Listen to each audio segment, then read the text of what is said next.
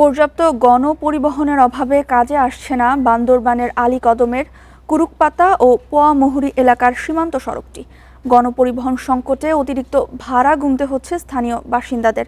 ফলে নতুন ভোগান্তিতে পড়েছেন আলীকদম উপজেলার কয়েক হাজার পরিবার। বান্দরবনের আলীকদম উপজেলা থেকে দুর্গম এলাকা কুরুকপাতা ইউনিয়নের সহজতর যোগাযোগ স্থাপনে ৩৭.৫ কিলোমিটার কার্পেটিং এই সড়কটি নির্মাণ করে বাংলাদেশ সেনাবাহিনী। তবে বিপত্তি কাটছে না কুরুকপাতার প্রায় ১৩,৫০০ পরিবারের, কারণ পর্যাপ্ত গণপরিবহন না থাকায় ৪৭৪ কোটি টাকা ব্যয়ের এই সড়কটি তেমন কাজে আসছে না তাদের।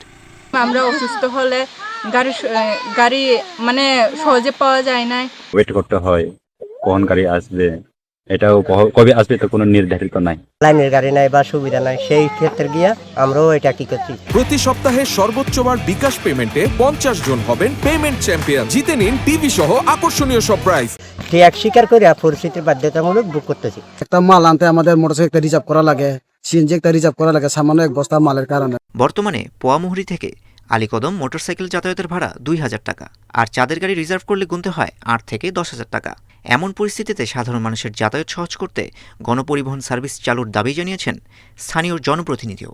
এটাকে যদি প্রশাসনিকভাবে যদি কুরুকপাতা বিশাল একটা সড়কে পরিবহন চালু করলে এলাকা মানুষ অত্যন্ত উপকৃত হবে বলে আমি মনে করি। দ্রুতই মালিক সমিতি ও জনপ্রতিনিধিদের সাথে সমন্বয় করে এই রুটে নিয়মিত গণপরিবহন চালুর আশ্বাস দিয়েছেন উপজেলা নির্বাহী কর্মকর্তা। আমরা খুব এই চেষ্টা করব যে কালকের ভিতরেই বসার, সকল পক্ষকে নিয়ে বসে একটা সুনির্দিষ্ট গাড়ির একটা সময় ঠিক করে দেয়া, যে দিনের এই সময় থেকে এই সময় ওনারা ট্রিপ নিয়ে আসবেন এবং কত টাকা ভাড়া হবে, এটা আমরা করে দিব ইনশাআল্লাহ। সুফল পেতে সীমান্ত সড়কটি দ্রুত গণপরিবহন চালুর দাবি কুরুকপাতা ইউনিয়নের হাজারো মানুষের। Independent news.